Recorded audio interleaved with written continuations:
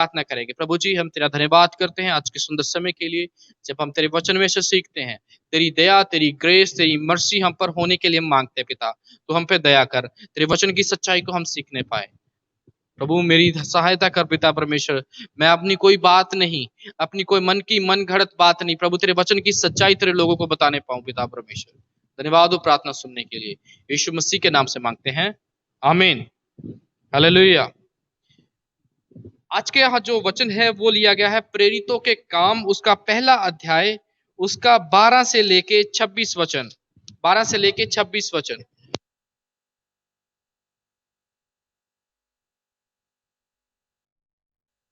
Of कर दो, इधर चेक कर लो prayer point. Hallelujah, hallelujah. Thank you Jesus, thank you Jesus, thank you Jesus. परमेश्वर का धन्यवाद हो। आइए निकाले हम प्रेरितों के काम, उसका पहला अध्याय, उसका 12 से 26 वचन। बहन ज्योति के साथ हम इन वचनों को पढ़ेंगे। उसका पहला अध्याय, उसका 12 से लेके 26 वचन। प्रेरितों के काम, उसका पहला अध्याय। ये जो पोर्शन है ये बहुत ही इंपॉर्टेंट पोर्शन है। अगर आप प्रेरितों के काम की जो यदि आप पुस्तक देखें तो ये जो पुस्तक है कि बिगनर जो जब कलीसिया शुरू हुई थी तब की बात है कि किस प्रकार से प्रभु के चेलों ने कार्य किया, किस प्रकार से जब यीशु मसीह को सूली पे चढ़ाया गया, किस प्रकार से यहूदा इस्करियोती ने धोखा दिया, तो एक नए प्रेरित को किस प्रकार से चुना गया। अब हम इन सब बातों को देखेंगे। इन सब बातों को सीखने से पहले हम वचन को पढ़ेंगे। बड़े ध्यान से इन वचनों को पढ़ें। प्रेरितों के काम, उसका पहला अध्याय, उसका 12 से लेके 26 वचनों को हम पढ़ेंगे।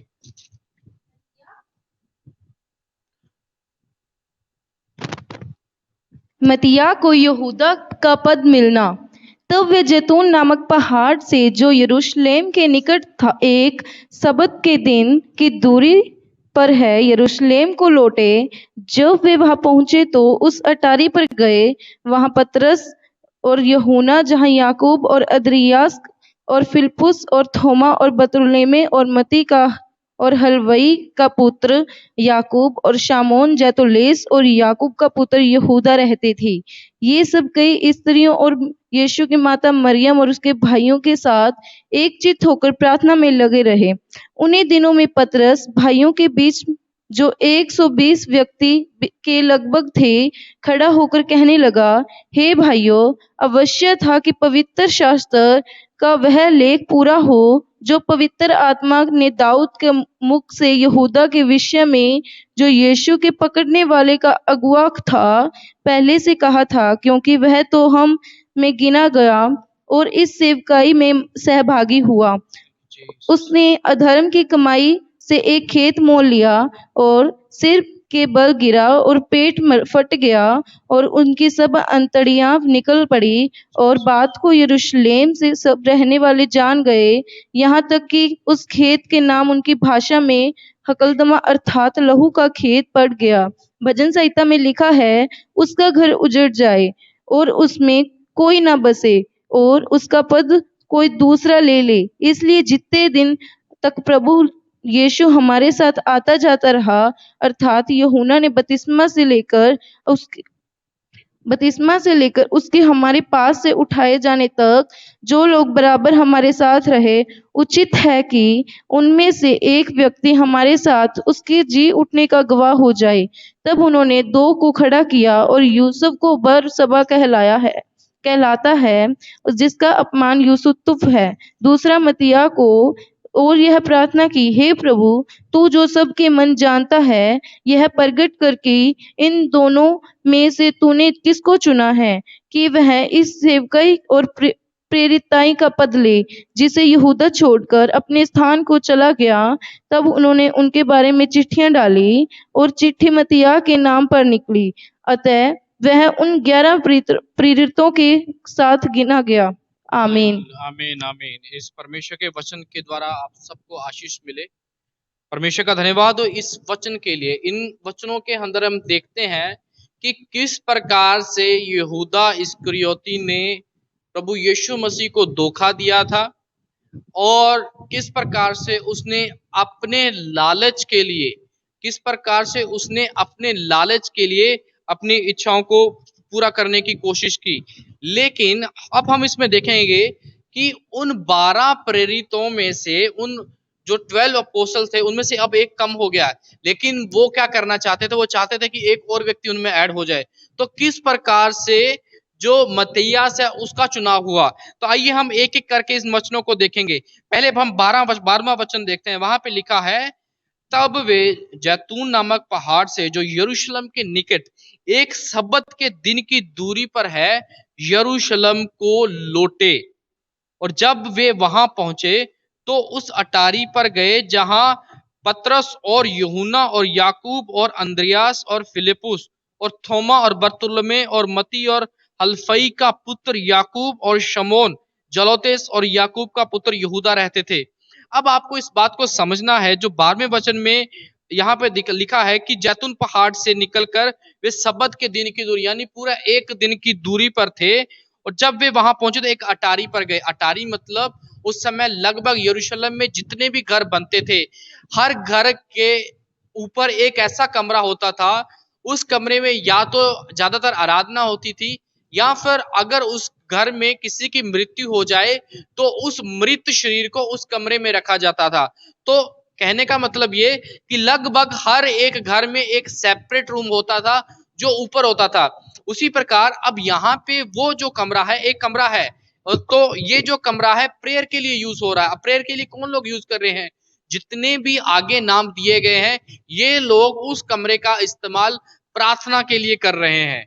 अब अगला वचन बड़ा ध्यान से पढ़िए, 14वें वचन में क्या लिखा है, ये सब कई स्त्रियों और यीशु की माता मरियम और उसके भाइयों के साथ एक चित्त होके प्रार्थना में लगे रहे। ध्यान से इस वर्ड को पढ़िए, क्या लिखा है? एक चित्त। क्या ये वचन आ रहा ऊपर? हाँ, ध्यान से, अगर आप स्क्रीन पर देख रहे हैं तो ध्यान से देखिए। ये सब कई स्त्रियों और यीशु की माता मरियम और उसके भाइयों के साथ एक चित्त। ध्यान से देखिए, इतने लोग हैं, एक चित्त होके प्रार्थना। आज हम अलग अलग हैं, आज हमें एक शरीर होने की जरूरत नहीं है, हमें एक चित्त होने की जरूरत है। तो अब आप इस बात को जरा समझिए कि आज के, अगर आप देखें कि सेवकाइयों के अंदर फिजिकली गैदरिंग नहीं हो रही, लेकिन गवाहियां आ रही हैं, परमेश्वर काम कर रहा है, परमेश्वर रास्ते खोल रहा है। कैसे? क्योंकि उनके पीछे एक बात है, वो है एक चित्त से प्रार्थना, एक परमेश्वर के पीछे चलना, एक दर्शन के साथ चलना। एक चित्त कब होता है? जब हम एक परमेश्वर के पीछे चलते हैं, एक परमेश्वर की बातों को सुनते हैं, तब ही हम एक चित्त को प्रार्थना कर सकते हैं। अब वचन ये कहता है तुम लगातार प्रार्थना में लगे रहो, तो ये एक वचन है, तो इसका कोई दूसरा कोई वचन नहीं है कि कभी कभी प्रार्थना करो। अब सबने ये वचन सुना कि लगातार प्रार्थना करो, हमने सबने कानों से इस लाइन को सुना है, तो ऑटोमेटिकली जब हम इस लाइन को मानेंगे तब हमारा एक मन हो जाएगा। कोई कहीं पे बैठा है, कोई 10 किलोमीटर की दूरी पे बैठा है, कोई 300 किलोमीटर की दूरी पे बैठा है, वचन के द्वारा हम एक चित्त हो सकते हैं। हालेलुया। आज के वचन के द्वारा सबसे बड़ी बात, आज हम एक चित्त होकर प्रार्थना करने वाले हो जाएं। अपने परिवारों में बैठते हैं, एक चित्त हो जाएं। एक चित्त तभी होंगे जब आप एक परमेश्वर और एक वचन को पढ़ेंगे। एक परमेश्वर को मानते हुए आप दूसरा गलत काम कर रहे हैं, पॉसिबल नहीं है, एक चित्त नहीं हो पाएंगे। क्योंकि अगर आप गलत काम करते हैं तो वो एक चित्त नहीं हो गया। एक व्यक्ति सही काम कर रहा है और दूसरा व्यक्ति गलत कर रहा है, तो ऑटोमेटिकली दोनों के मन अपोजिट हो गए, तो वो पॉसिबल नहीं है कि एक चित्त से हम प्रार्थना करें। यहाँ पे प्रभु के दास लोग एक चित्त होके प्रार्थना कर रहे थे, तो आज भी हमें एक चित्त होके प्रार्थना करने की जरूरत है। इस बात को समझना है बड़े ध्यान से कि जब हम एक चित्त होके प्रार्थना करते, इंग्लिश में लिखा है कॉन्स्टेंट प्रेयर, लगातार प्रार्थना, एक मन होके। ऐसा कैसे हो सकता है? पिछले रविवार हमने सीखा था कि 24 घंटे कैसे प्रार्थना करनी है। 3 वर्ड्स है, 4 वर्ड्स है, यीशु ही प्रभु है। लगातार इस बात का अंगीकार करते रहो, क्योंकि सारी प्रार्थना का जो एसेंस होता है वो यही होता है कि यीशु को अपना उद्धारकर्ता मानना, यीशु के पीछे चलकर उसके दिए हुए बलिदान का आदर करते हुए हमें अपना जीवन उसे सौंप देना। यह है पूरा एसेंस। यीशु ही प्रभु है, इसलिए इसको लगातार अटर करते रहे। हालेलुया। 15वां वचन, उन्हीं दिनों में पतरस भाइयों के बीच में जो 120 व्यक्ति के लगभग थे, खड़ा होकर कहने लगा, हे भाइयों, अवश्य था यानी जरूरी था कि पवित्र शास्त्र का वह लेख पूरा हो जो पवित्र आत्मा ने दाऊद के मुख से यहूदा इस्करियोती, ध्यान से ये जो यहूदा है, यहूदा इस्करियोती के विषय में जो यीशु को पकड़वाने वालों का अगुआ था, ठीक है, और पहले से कहा था। ध्यान से सुनिए, यहूदा के मन में ये कोई अचानक से विचार नहीं आ गया, ये भजन संहिता के अंदर दिया गया है कि कोई एक व्यक्ति यीशु को पकड़वाएगा। और आगे लिखा है, क्योंकि वह तो हम में गिना गया, यानी किस में गिना गया? यहूदा इस्करियोती कौन था? प्रभु यीशु मसीह का चेला, वो 12 चेलों में से एक था, यानी वो हम में गिना गया। ये बातें कह कौन रहा है? ये बातें पतरस कह रहा है। मतलब ये कि वो 12 चेलों में से खुद एक है, यानी वो हम 12 चेलों में गिना गया। हम मतलब जब कभी 12 चेलों का नाम लिया जाएगा तो उसका नाम भी बीच में आएगा। अगली लाइन क्या कहती है? लिखा है, और इस सेवकाई में सहभागी हुआ। कितनी बड़ी बात है, यीशु के द्वारा चुना गया, सेवकाई में भी सहभागी हुआ। लेकिन हुआ क्या? आगे देखिए 18वां वचन, उसने अधर्म की कमाई से एक खेत मोल लिया।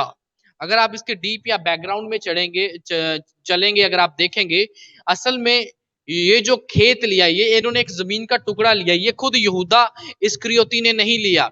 यहूदा इस्करियोती ने पहले पैसे लिए, उसे पता चला कि मैंने उसको पकड़वा दिया, सच में वो मसीह का बेटा है, सॉरी परमेश्वर का बेटा है, खुद एक मसीहा है, मेरे और सब लोगों के लिए कुर्बान हो गया। उसने क्या किया? उस सिक्के को जाके रिटर्न कर दिया। उस सिक्कों से जितने भी वहां पे याजक थे, उन्होंने एक प्लॉट खरीदा। हालांकि यहूदा इस्करियोती तो गिल्ट से ही मर गया, उसको तो पछतावा ही इतना हो गया कि मैंने ये क्या किया। ध्यान दीजिए, एक बात आपको सीक्रेट बताना चाहता हूं, जो यहूदा के साथ हुआ, पाप से भी ज्यादा पावरफुल होता है पछतावा। लगातार पछतावा करते रहना, हाय मैंने ये गलती कर दी, मुझे माफी नहीं मिलेगी, मेरा क्या होगा। तो the thing is, guilt is more powerful than sin. Guilt रखना मन में, पाप आपने कर दिया है, ठीक है, हाँ उसकी भी सजा होती है, लेकिन उसका जो पछतावा है वो आपको अंदर ही अंदर खा जाता है, जैसे यहूदा को खा गया। अगर उसने वहां पे भी इस बात को देखिए, मेरे को समझ नहीं है, कई बार बहुत बार इस बात को समझने में अब बहुत ही मुश्किल समझते हैं कि किस प्रकार से वो यीशु के साथ रहा लेकिन उससे माफी नहीं मांग पाया, क्योंकि उसने अपने आप ऊपर गिल्ट को हावी होने दिया। पाप उसने किया था, परमेश्वर के बेटे को उस मौका था कि उसके पास जाके वो माफी मांग के अपने पापों से माफी मांगता हुआ आ गया, लेकिन उसने गिल्ट को अपने मन में रखा। और आगे लिखा है, वह सिर के बल गिरा और उसका पेट फट गया और उसकी सब अंतड़ियां निकल पड़ी। और इस बात को यरूशलेम के सब रहने वाले जान गए, यहां तक कि उस खेत का नाम उनकी भाषा में यानी इब्रानी भाषा में हकलदमा पड़ा, अर्थात लहू का खेत। मतलब ये जिस खेत को खरीदा गया था वो ऑटोमेटिकली उसी के नाम का हुआ, यानी वो उसने अपनी जान वहां पे दे दी। किसने? यहूदा इसके अपनी जान ले ली, अपने आप को फांसी लगा ली। उस खेत का नाम पड़ा खून का खेत। हम परमेश्वर के साथ चल पड़ते हैं, यीशु मसीह के पीछे चलते हैं, उसकी बातों को चलते हैं, उसके वचनों को सुनते हैं, लेकिन गलत कामों में पड़ जाते हैं। लालच, हम आराधना करने वाले हैं लेकिन हमें थोड़ा सा ऑफर आता है, हम इधर उधर भाग जाते हैं। लालच, ध्यान दीजिए इन बातों पे, ऐसा नहीं करना है। 20वां वचन भजन संहिता में लिखा है, उसका घर उजड़ जाए, उसमें कोई ना बसे, उसका पद कोई दूसरा ले ले। यानी आज आप परमेश्वर की सेवकाई करोगे तो इसका मतलब ये नहीं कि सेवकाई रुक जाएगी। अगर आप सेवकाई नहीं करोगे तो सेवकाई चलती रहेगी, क्योंकि ये सेवकाई आपकी नहीं है, परमेश्वर की है। अगर आप परमेश्वर के साथ नहीं चलोगे तो कोई फर्क नहीं पड़ेगा, फर्क पड़ेगा आपको, क्योंकि आप परमेश्वर से दूर हुए हैं। परमेश्वर हमेशा से आपके नजदीक रहा है, इस बात को समझें।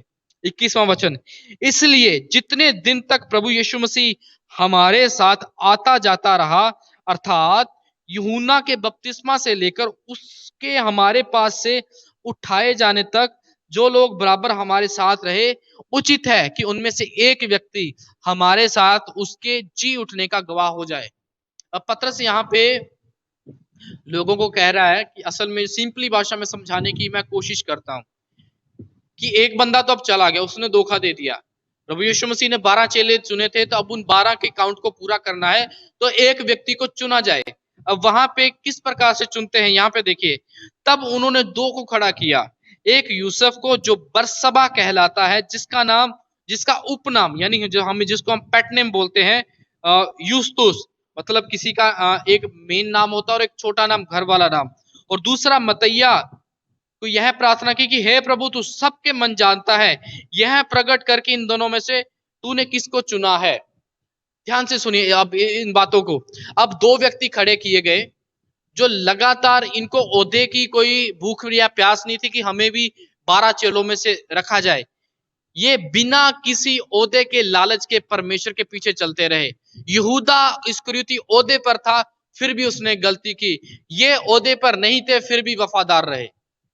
बहुत बार ऐसा होता है, पास्टर्स, वर्शिपर्स ओहदे पे होते हैं, गंदे से गंदा पाप करते हैं, लेकिन कई बार क्या होता है, विश्वासी जो पीछे बैठ के प्रभु की आराधना कर रहे होते हैं, वो पवित्रताई में चल रहे होते हैं। इसी प्रकार होगा जब यीशु मसीह लौट के आएगा, जब यीशु मसीह लौट के आएगा और जब रैप्चर होगा, इस बात को सुनिए, जो बड़े बड़े ओहदेदार होंगे, प्रभु खुदा के दास, पास्टर्स, वर्शिपर, अंदर ही अंदर पाप करते हैं लेकिन लोगों के सामने आराधना करते हैं, उनका क्या होगा वचन के अनुसार समझिए। और जो पीछे छुप के लगातार परमेश्वर के साथ वफादारी रखते हैं, वो मत्तिया और इस यूसुफ के अनुसार इनका नाम आगे किया जाएगा कि इनमें से किसको ऊपर उठाया जाए। एक हिसाब से दोनों के दोनों ऊपर उठाए गए। इन दोनों का नाम एक ऐसी जगह पर आया कि ऊंची जगह पे, कि अब इनको प्रेरितों में शामिल किया जाए। कितनी बड़ी बात है। इन्होंने किसी बात का लालच नहीं किया, जहां पर थे एक फॉलोअर बनके। अगर आप मसीह में कभी भी कलीसिया में किसी बात का लालच ना करो कि मुझे माइक मिले, मैं आगे आऊं। आजकल बहुत सारी कलीसियाओं में माइक की लड़ाई है, इसकी लड़ाई मत करो। एक बात प्रभु के दास ने बहुत अच्छी समझाई कि इससे अच्छा है कि आप कलीसिया में नोटिस ना हो, लेकिन कम से कम परमेश्वर की नजर में जरूर नोटिस हो जाओ। क्योंकि पास्टर आपको पवित्र समझे, इससे बेटर है कि परमेश्वर आपको पवित्र देखे। हालेलुया। ये जरूरी है कि आप परमेश्वर की नजर में पवित्र हो। पर पास्टर आपका नहीं देख पा रहा, इट्स ओके, क्योंकि वो फल उसका नहीं दे पाएगा। पवित्रताई का फल परमेश्वर देगा, जैसे यहाँ पे अब इनको मिलने वाला है। अब आगे देखिए क्या लिखा है। और यह प्रार्थना की, हे प्रभु, तू सबके मन जानता है, यह प्रकट करके इनमें से तूने किसको चुना है, वह इस सेवकाई और प्रेरिताई का पद ले। अभी वो नॉर्मल एक विश्वासियों की तरह पीछे चल रहे हैं, अब उनको पद लेने की बात है। जिसे यहूदा छोड़कर अपने स्थान को चला गया, उसे निकाला नहीं गया था, उसने खुद छोड़ा है अपनी गलती की वजह से। तब उन्होंने उनके बारे में चिट्ठियां डाली और चिट्ठी मत्तिया के नाम पर निकली, अतः वह उन 11 प्रेरितों के साथ गिना गया। हालेलुया। ये सच में कितनी बड़ी बात है, सच में एक बहुत बड़ी बात है कि प्रभु का दास मत्तिया उन 12 प्रेरितों में से गिना गया, उसे एक नया पद मिला। क्यों? क्योंकि उसने किसी बात का लालच नहीं किया, उसने परमेश्वर के साथ वफादारी दिखाई, लगातार चलता रहा। ठीक है, अभी मेरे को नहीं लगता कि वहां पे कुछ पहले से प्लानिंग या उसे इनविटेशन देके बुलाया होगा कि हम तुम दोनों या तीनों में से चुना जाएगा। शायद वहां पे, क्योंकि वहां पे और भी बहुत सारे लोग होंगे, लेकिन पतरस को लगा कि एक व्यक्ति होना चाहिए हमारे साथ। उन्होंने परमेश्वर के वचन को पूरा किया, 12 चेले उन्होंने पूरा करने थे। अब आज भी हमारे पास मौका है, अगर हम आगे आके खुदा की आराधना करते हैं, चर्च में कोई सेवा कर रहे हैं या कैसे भी कोई सामाजिक सेवा कर रहे हैं, ध्यान रखें अंदर पवित्रता ही जरूर रखना। कहीं ऐसा ना हो यहूदा की तरह यीशु के साथ चलते चलते हमारा हाल भी ऐसा हो। ऐसा नहीं करना है। हमारा हाल कैसा होना चाहिए? यूसुफ और मत्तिया की तरह वफादार चलते रहो, वो अपने आप पद ऊंचा करेगा। हालेलुया। वफादारी दिखाते रहो, वो अपने आप ऊंचा उठाएगा। सब्र रखो, परमेश्वर पे विश्वास रखो, हौसला रखो, इस समय में भी वो आपको ऊपर उठाएगा। जैसे मत्तिया को ऊपर उठाया गया, उसे 12 प्रेरितों में गिना गया और इन प्रेरितों ने दुनिया को चेंज किया था। आज 1/3 जो पार्ट है वो मसीह को मानता है। क्यों? इन चेलों ने अपना फेथफुली काम किया है। आज हमें भी फेथफुली अपना काम करने की जरूरत है। हालेलुया। आइए अपनी आंखों को बंद करें, हम प्रार्थना करें। Thank you Jesus. प्रभु, इन वचनों के अनुसार हमें बुद्धि ज्ञान दे, हम तेरे वचन में चलते हुए प्रभु जी, प्रभु यहूदा की तरह ना हम करने पाए पिता परमेश्वर, बल्कि हम प्रभु जी तेरे दास मतैया और यूसुफ की समान चलने पाए। चाहे उन्हें पहले पद नहीं मिला, चाहे उन्हें प्रेरितों में पहले शामिल नहीं किया गया, लेकिन फिर भी वफादारी से तेरे पीछे चलते रहे। प्रभु हमें तेरी नजर में पवित्र होने के लिए बल दे, हम हर तरह की करप्शन से छूटे प्रभु जी, क्योंकि हमने प्रभु जी वचन में यहूदा का हाल देखा है प्रभु जी। प्रभु तेरे वचन में लिखा है कि परमेश्वर के हाथ में गिरना भयानक है प्रभु जी, हम तेरे हाथ में पड़ना नहीं चाहते पिता परमेश्वर। प्रभु तू हम पे दया रख पिता परमेश्वर, हमें बल दे पवित्रता से हम चलते रहे। प्रभु हमें बल दे, इस कलीसिया के लोग तेरे से प्रेम करते रहे, इनके ऊपर दया कर प्रभु, मुझ पे दया कर, हम पे दया कर, हमें तेरी दया की जरूरत है। हम अपने मुंह से अंगीकार करते हैं कि हमें तेरी जरूरत है प्रभु जी। तो हमारे लिए प्रभु जी, तूने हमारे लिए अपना इकलौता बेटा दे दिया, जो हमारे लिए मारा गया, गाड़ा गया प्रभु जी। Thank you Jesus. यीशु के नाम से आज जिन्होंने प्रभु तेरे पवित्र वचन को सुना, यीशु के नाम से प्रभु जी इनका जीवन आज बदलने पाए, क्योंकि इन्होंने वो सच्चाई सुनी है प्रभु जी जो तेरे वचन की है प्रभु जी। यीशु के नाम से इनका जीवन बदलने पाए, दया कर, तेरी आशीष बनाए रखे, यीशु के नाम से मांगते हैं, आमीन, हालेलुया। Thank you.